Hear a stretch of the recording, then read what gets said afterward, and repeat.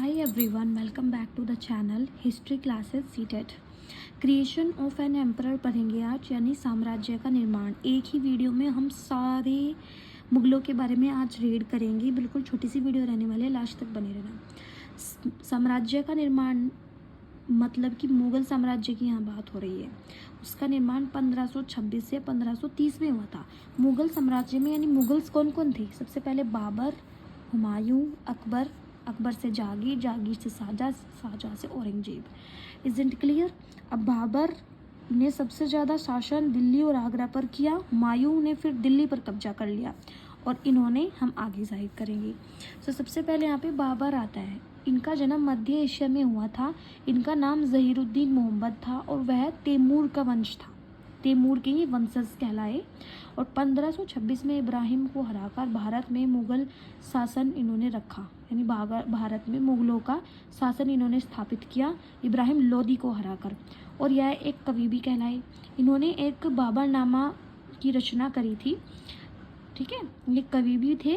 और बाबर की जो मृत्यु हुई थी वो 1530 में हुई थी। बस आपको इतना मेन फोकस करना है।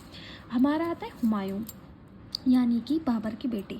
इनका पूरा नाम नसीरुद्दीन मोहम्मद था, और जो दूसरा सम्राट था यह शेर शाह सूरी से हार गए थे। इनकी सबसे बड़ी हार शेर शाह सूरी से थी, जिसने उन्हें 1540 में अपना सिंहासन छोड़ने पर ही मजबूर कर दिया था। ठीक है।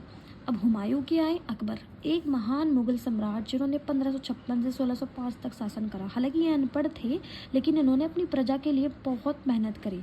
इनका जन्म 15 अक्टूबर 1542 उमरकोट, यानी कि जो आज का पाकिस्तान है, उसमें हुआ था। और 30 साल की उम्र में गद्दी इन्होंने संभाली थी। इन्होंने एक नए धर्म का भी प्रचार किया था, यानी कि दीन इलाही की स्थापना करी थी, लेकिन ये कुछ ज़्यादा फेमस नहीं हो पाया था। ठीक है। अब अकबर के बेटे थे सलीम, यानी कि जहांगीर जिसे बोलते हैं। 1605 से 1627 तक इन्होंने शासन किया, और इनका जो जन्म हुआ था फतेहपुर सिकरी में हुआ था। ये मरियम उज़ ज़मानी के बेटे थे सलीम। तो इन्होंने एक न्याय की जंजीर भी बनाई थी, यानी कि जहांगीर ने आगरा के किले के बाहर एक सोने की जंजीर लगवाई हुई थी, जिसमें घंटियाँ लगी थी, और फरियादी उसको बजाकर अपनी शिकायतें लेकर राजा के पास आते थे। अब हमारी एक ही आपसे गुजारिश है, अब हमारी वीडियो ज़्यादा लंबी हो जाएगी। होप से जितने यहाँ पर जुड़े हुए हैं प्लीज़ कमेंट। हमारे रह गए हैं जहांगीर, यानी कि जहांगीर तो हमने पढ़ लिया। अब हमारा शाहजहाँ रह गया है। ठीक है। शाहजहाँ को हम अच्छे से एक्सप्लेन करेंगे। शाहजहाँ का चलिए मैं वैसे बताती हूँ। शाहजहाँ का विवाह ना नूरजहाँ के भाई आसफ खां की पुत्री अजरमंद बानो बेगम से होता, जो मुमताज़ महल के नाम से आज प्रसिद्ध है। तो इसकी वीडियो हम नेक्स्ट में देखेंगे। Bye bye.